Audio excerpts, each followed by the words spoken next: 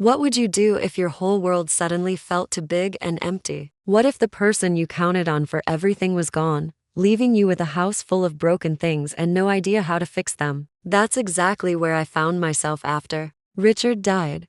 The quiet in this old house was starting to feel different. It wasn't the peaceful kind of quiet anymore. It was the kind that made you hold your breath, waiting for something to happen. Ever since Richard passed away, every small sound seemed louder. The wooden floors creaked like they were complaining. The wind outside the windows whispered reminders of how alone I was now. We had bought this place together, our dream home in the countryside. We used to sit on the front porch in the evenings, planning all the things we'd fix up. Richard would point to different parts of the house and say, "Next spring, we'll paint that wall, or maybe we should add flower boxes under those windows." We talked about grandchildren visiting someday, running around the big yard and swinging on the old porch swing. Now it was just me, looking at wallpaper that was peeling off the walls like old skin. The list of things that needed fixing was so long it could fill a whole notebook. Every day I'd walk around the house and notice something else that was broken or falling apart. The rain gutters were hanging down like they might fall off any minute. When I walked up the front steps, they felt soft and bouncy under my feet, not the solid, safe feeling they should have. The garden looked like a jungle. Weeds were taller than the flowers, and wild vines were trying to take over everything we had planted.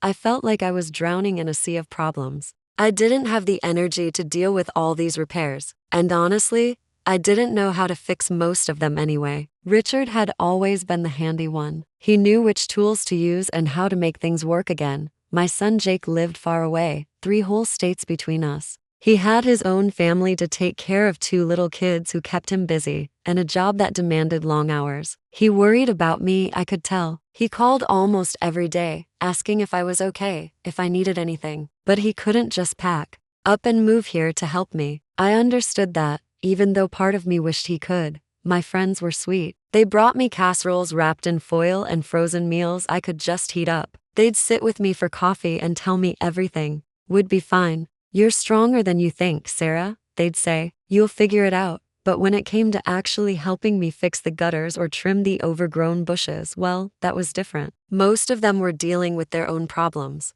their own aging houses and tired bodies. Then something happened that I never expected. The phone rang on a Tuesday morning. I was standing in the kitchen, looking out at the garden and feeling overwhelmed by how much work it needed. The caller ID showed a number I didn't recognize, but something about it seemed familiar. "Hello," I answered, expecting it to be someone trying to sell me something.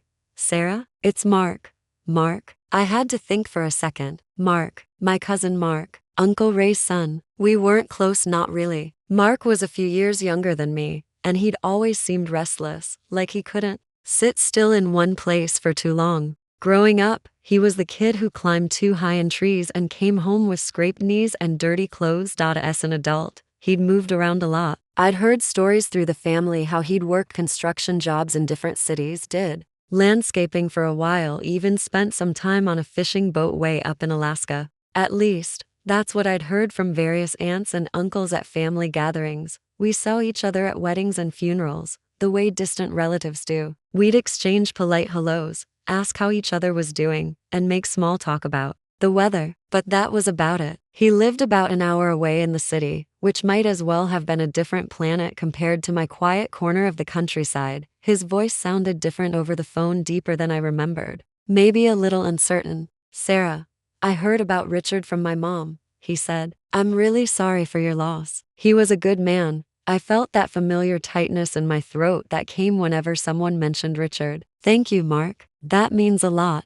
Mom also mentioned that you're trying to take care of the house by yourself now, he continued. "That's got to be tough." I found myself doing what I always did, putting on a brave face, even over the phone. "Oh, I'm managing fine," I said quickly. "Just keeping busy, you know. There's always something to do around here." It was my pride talking, the same pride that made me tell everyone I was doing great when they asked. I didn't want to be a burden. I didn't want people to think I couldn't handle things on my own. But Mark didn't let me brush him off that easily. "Look, Sarah," he said, his voice gentle but firm. "I've got some free time right now. I'm between jobs, seriously. like a whole month with nothing lined up. I was thinking maybe I could drive out and lend you a hand with some of those repairs. I was so surprised I almost dropped the phone. Mark, offering to help me? It felt strange, unexpected. Part of me, the tired, overwhelmed part, wanted to cry with relief. Someone was actually offering real help, not just sympathy and casseroles. But another part of me, the suspicious part that had learned to be careful, wondered what the catch was. Why would he want to help? Did he expect me to pay him? Maybe he was just bored and looking for something to do. Mark, that's incredibly kind of you, I said, trying to keep my voice steady. But it's really a lot of work. The place is kind of a mess right now. Doesn't matter to me, he replied, and he sounded like he meant it. Fresh air and honest work sounds pretty good right about now. Besides, his voice got softer. Uncle Ray always thought the world of Richard. And of you too. Helping out just feels like the right thing to do. No strings attached, Sarah. Just let me know if it's okay with you. I stood there in my kitchen, looking out at the sagging gutters and the wild garden, thinking about all the things that needed fixing. The porch steps that felt like they might collapse. The leaky faucet by the garden that dripped constantly. The windows that stuck when you tried to open them. What did I have to lose? Okay, Mark, I finally said, letting out a breath I didn't realize I'd been holding. That would be wonderful. Thank you. 3 days later, I was looking out my front window when a pickup truck came up the long driveway. It was a sturdy-looking truck, the kind that had clearly been places and done things. The paint was a little faded, and there were some dents and scratches that told stories of work and travel. The man who got out of that truck wasn't the skinny, awkward kid I remembered from family gatherings. Time had changed Mark. He was broader now, filled out with the kind of muscle that comes from physical work. His face had lines around the eyes that spoke of years spent outdoors, squinting into the sun. His hair was shorter than I remembered, and there was some gray at the temples, but when he smiled and walked toward the house, pulling a pair of worn work gloves from his back pocket, that smile was genuine and open. It reminded me of Uncle Ray's smile. He stood in my front yard for a moment, looking around at the house and the overgrown garden. His eyes lingered on the porch swing that hung slightly crooked, the gutters that drooped like tired eyelids, the flower beds that had become weed beds. Right, he said, clapping his hands together lightly and looking at me with that same easy smile. Where do we start? The first few days were like a careful dance between two people who didn't really know each other. We were relatives, connected by blood and shared family history, but we were also practically strangers. We had to figure out how to work together, how to talk to each other, how to be comfortable in the same space. Every morning, I'd wake up and make coffee strong and black, the way Richard used to like it. But when I'd come downstairs with my cup, Mark was already outside. He'd be crouched down examining a loose board on the porch, or testing a wobbly railing, or looking up at the gutters with a thoughtful expression. He had a way of working that was calm and steady. He didn't rush around or make a big fuss about things. He'd look at a problem, think about it for a minute, and then get the right tools and fix it. No wasted motion, no complaining about how hard the job was. He'd just do the work, clean up after himself, and move on to the next thing. We decided to start with the gutters because they were the most urgent problem. Every time it rained, water would pour off the roof in places where it shouldn't, creating puddles around the foundation and making the basement damp. Working on gutters meant ladders and heights and reaching into slimy piles of wet, decaying leaves that had been sitting there for months. I stood on the ground, handing Mark tools and managing the garden hose to flush out the downspouts. I felt a little useless, like I wasn't really helping much. But he never made me feel that way.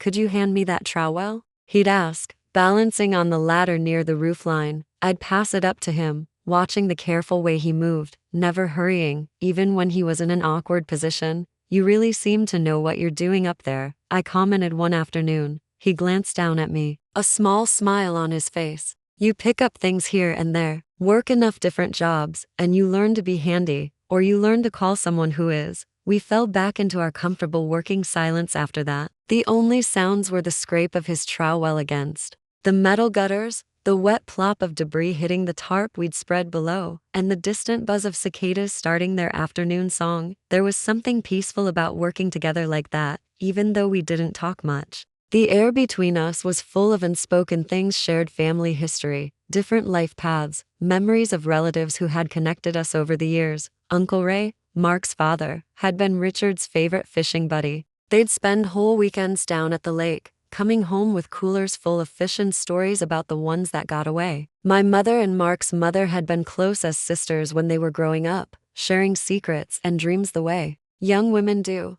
Yet here we were, connected by all these family threads, but knowing so little about each other's actual lives. What had Mark been doing all these years? What made him happy? What made him sad? I realized I didn't know any of these basic things about someone who shared my blood. The evenings were the quietest time. After we'd cleaned up and put the tools away, we'd come inside for dinner. I felt like I should cook for him, since he was helping me, and he seemed grateful for a home-cooked meal after years of probably eating out of cans and takeout containers. We'd sit at my kitchen table, the same table where Richard and I had shared thousands of meals, and try to make conversation. It often felt awkward at first, like we were both trying too hard to think of things to say, but slowly, gradually, we started sharing memories of family gatherings and relatives we both remembered. Do you remember that disaster of a picnic at Miller's Pond? Mark asked one evening, and for the first time, I heard him really laugh, when Uncle Ray's canoe tipped over with all the potato salad.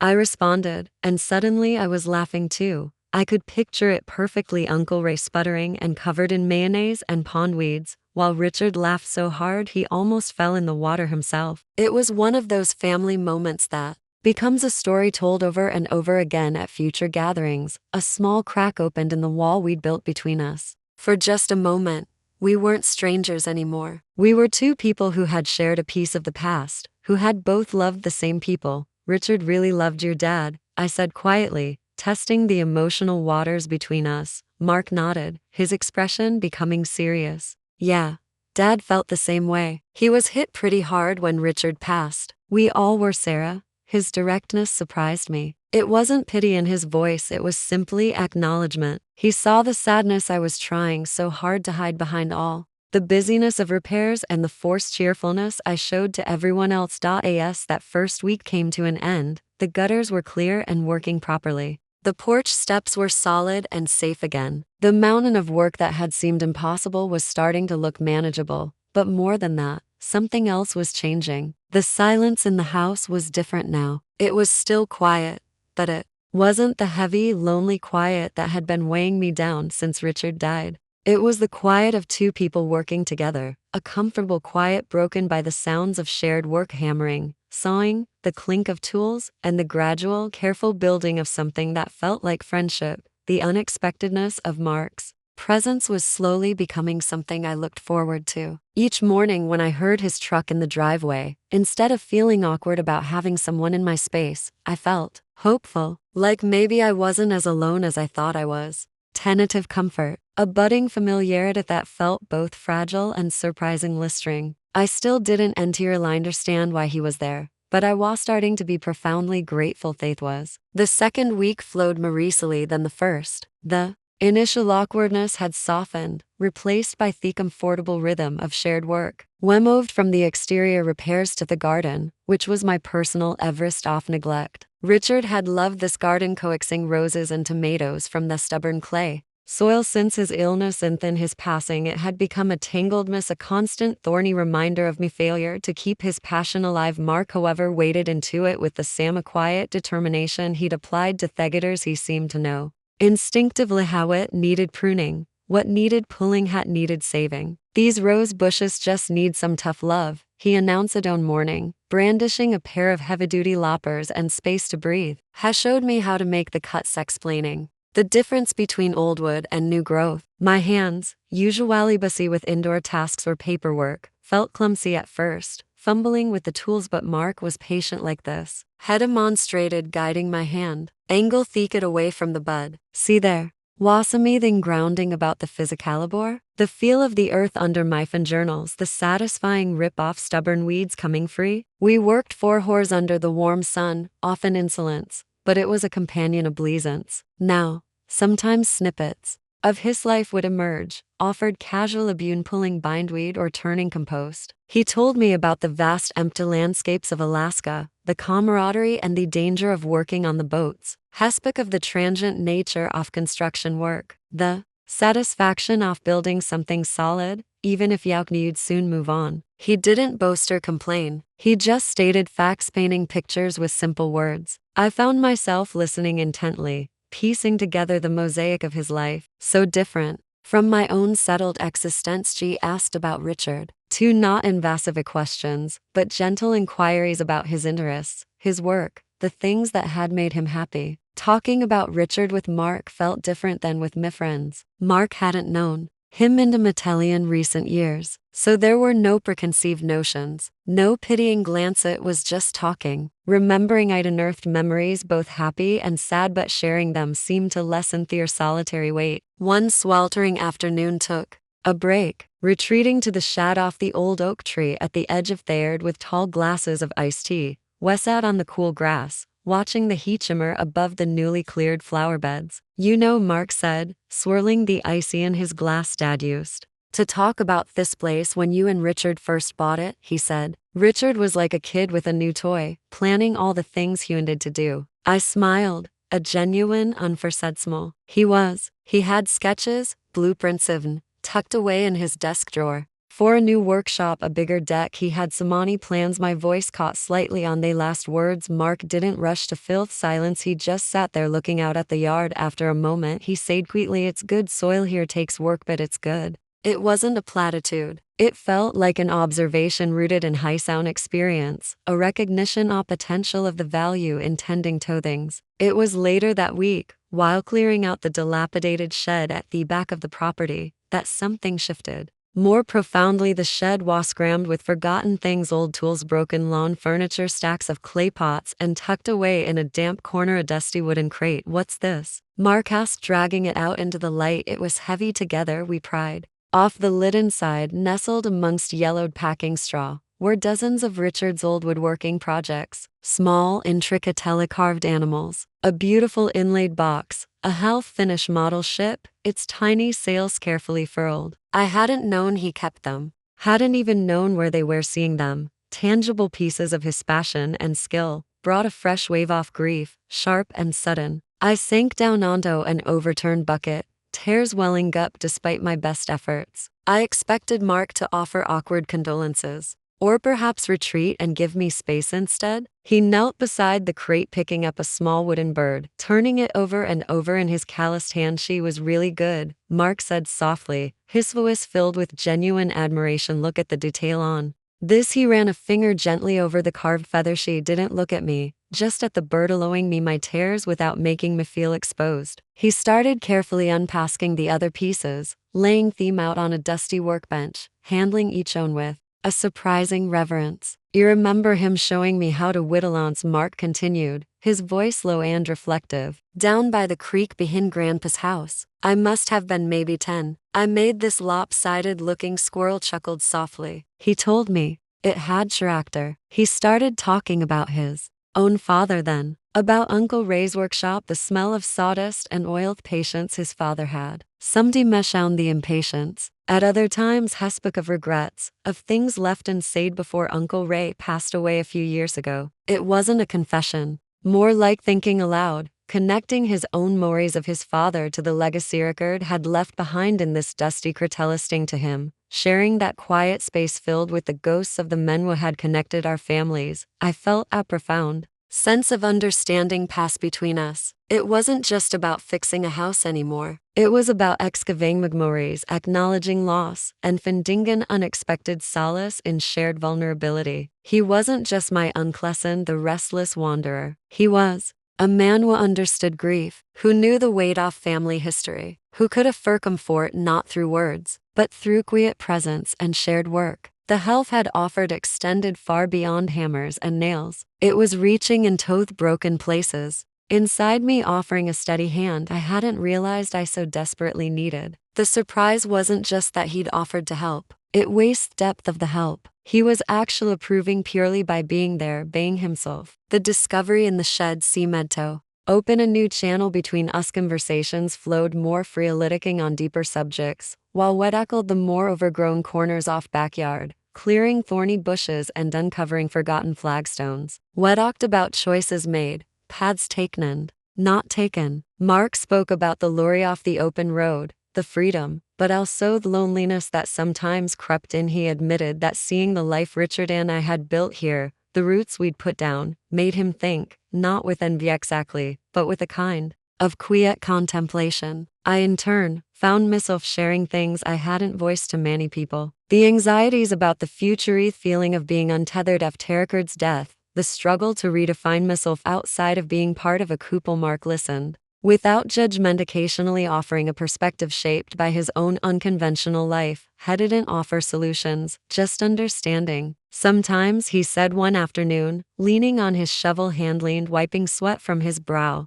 "The plans we make don't mean much. Life throws curveballs. You just got to learn to adjust your swing." It was simply almost cliché, but coming from him, Someone, who seemed to have navigated more than his share of curveballs, it resonated. One evening after a particularly long day wrestling with a stubborn old stump, neither of us felt like cooking. "There's a decent pizza place in town," I suggested. "My treat sounds good," Mark agreed. We drove into a small town nearby, the first time we'd really left the property together other than for supplies. Sitting in the brightly lit pizzeria surrounded by theater of other diners felt strangely normal yet significant. It was a break from the insular world we'd created back at the house. Over pizza and beers, the conversation drifted to family dynamics, the unspoken tensions and loyalties that exist in any clan. Mark shared a story about a falling out between his dad and another uncle, something I'd only heard whispers about. He told it without bitterness, just a sadness for the years off, lost connection, family. He sighed, taking a sip of his beer. "Can't live with him.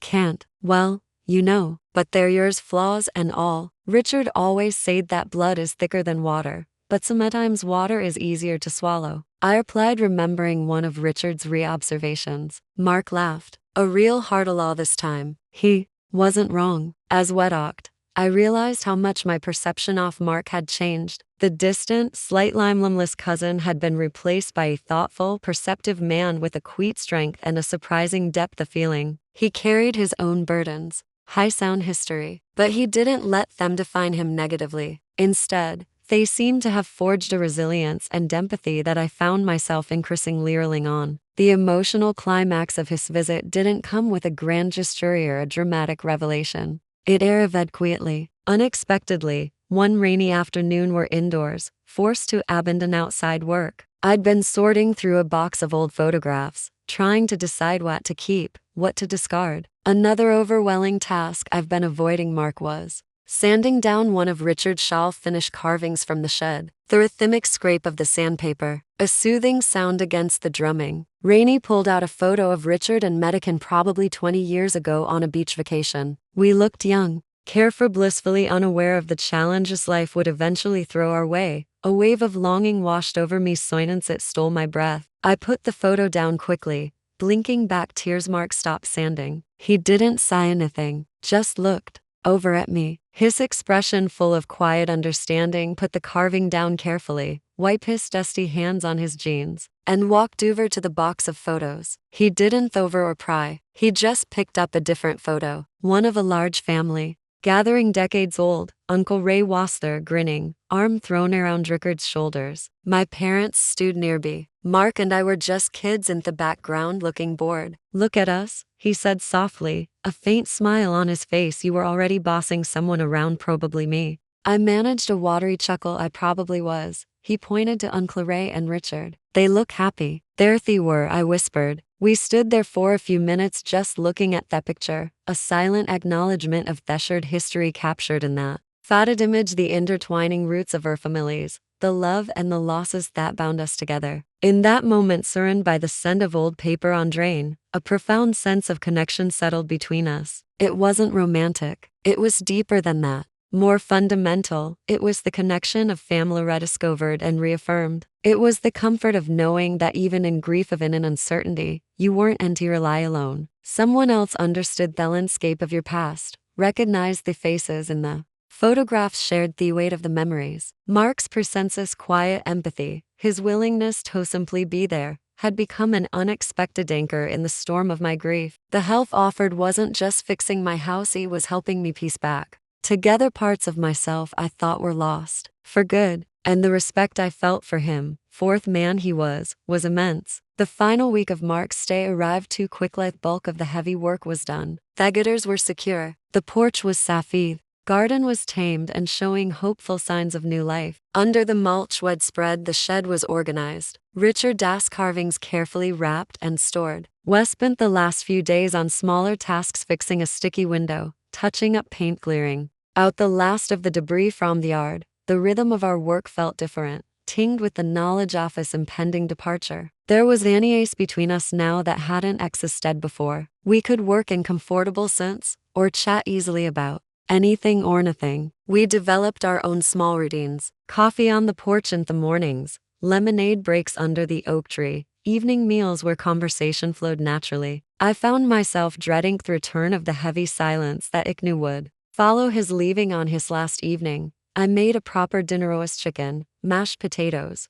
The works. It felt important to mark the occasion, to express my gratitude in a way that went beyond simple thanks. We ate on the porch, watching the sunset paint the sky in hues of orange and purple. "You've worked miracles here, Mark," I said, meandering it. "I don't know how to thank you," he shrugged, looking out at the yard. "It needed doing, and it was good for me too, Sarah, being here working with my hands in something solid." He paused, reminded me of Dad in a way. "Good memories." "I'm glad," I said softly. "Richard would have been glad too. He would have liked you." Mark met Migazi, a warmth in his eyes I hadn't seen when he first arrived. "I think I would have liked him too. I mean, I did, from what I knew. But I get a better sense of him now from being here, from you." After dinner, we sat in companionable silence for a while, listening to the crickets start their nightly song. The air felt peaceful, settled. The house behind us no longer felt like a burden, but like a home again, albeit a different kind of home now, you know? Mark said, eventually breaking the quiet. "If you ever need anything else, anything at all, don't hesitate to call." "I mean it. I will," I promised, and I knew I would. This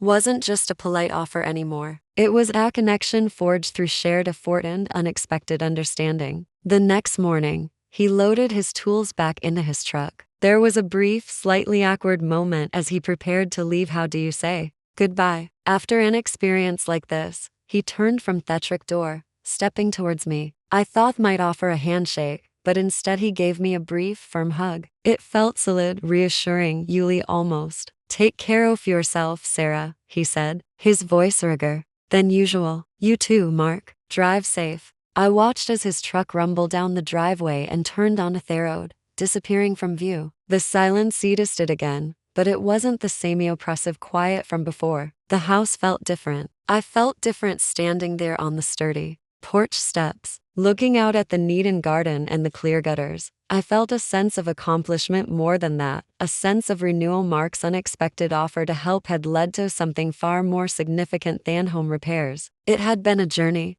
of discovery of family ties I hadn't realized were so strong, of my own resilience and of the quiet strength found in unexpected connections. He had arrived as my uncle's son, a near stranger, and left as a friend, a confidant, someone who had seen me through a difficult passage with quiet respect and unwavering support. The experience hadn't magically erased my grief or solved all my problems, but it had shown me that I wasn't alone, that connections can deepen in surprising ways, and that sometimes the best kind of hope comes from the most unexpected places, offered freely with no strings attached, changing everything. I walked back inside the house feeling less empty, steps lighter than they had been in a long time. I had a lot to think about, a lot to process, but for the first time since Richard was gone, I felt a flicker of hope for the future, a quiet confidence that I could indeed adjust my swing.